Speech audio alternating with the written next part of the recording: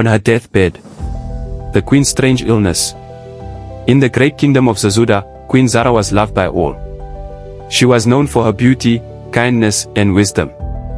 Her skin was as smooth as fine silk, and her smile could calm even the angriest heart. But one day, everything changed. It started as a small fever. The royal healers tried all their herbs and prayers, but the queen only grew weaker. She stopped eating, her voice became faint, and her once bright eyes dimmed. The people of Zazuda gathered outside the palace gates every day, praying for her recovery. The whole kingdom was silent, waiting. Inside the royal chamber, Queen Zara lay on her grand bed, surrounded by gold decorations and sweet-smelling incense. Her husband, King Amir, sat beside her, holding her hand. He was a strong man, but now tears filled his eyes as he watched his queen struggle to breathe. "My king," Zara whispered, her voice as soft as the wind. "I feel like I am leaving this W0ILD. "No, Zara," King Amir said, shaking his head.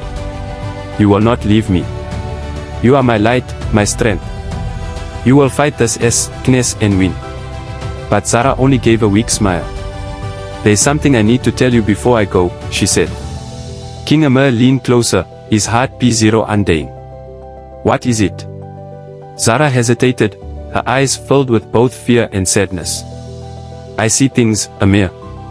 When I close my eyes, I see another W0ILD.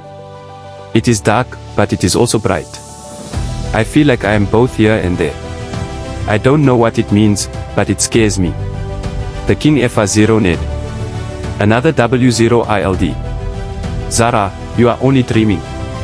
The fever is confusing you." But deep down, even he wasn't sure. Something about her words made him uneasy. That night, the palace was quiet. The royal guards stood at their posts, and the servants moved silently.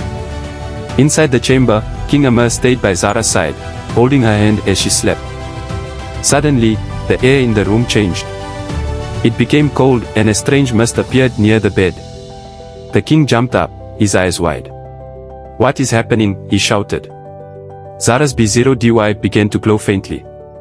Her breathing ST0 paired for a moment, and then she gasped, her eyes flying open. But something was different. Her eyes didn't look like hers, they were glowing with a strange light. "Amir," she said, her voice no longer weak. It was STR0 in, almost echoing. "I am not G0NE, but I am not here. Something is coming." The king stepped back, his heart racing. "Zara, is this you?" She smiled, but it wasn't her usual smile. "You must prepare, my king. This is just the beginning." And just like that, her eyes closed again, and she went silent. The glow disappeared, and the room became normal. The king rushed to her side, shaking her gently. "Zara! Zara!" But she didn't respond. She looked ill, faceless, yet her skin was warm. The king was confused and terrified. Was she alive or dead?